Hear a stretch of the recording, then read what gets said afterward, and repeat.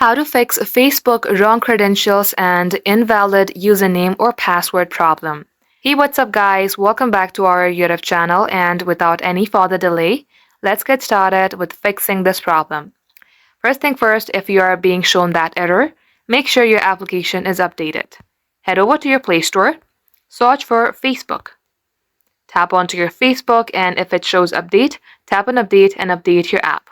Now for the next step, let's go ahead and open up our Facebook app itself.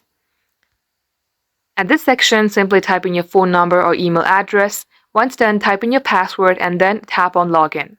Here you have to make sure that you are entering your credentials like your Facebook password or username correctly. If it's still being shown that error, then here is what you should do. Open any of your preferred web application.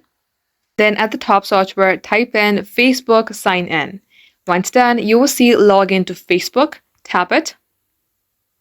And here, simply type in your username or phone number and your password, then tap on login.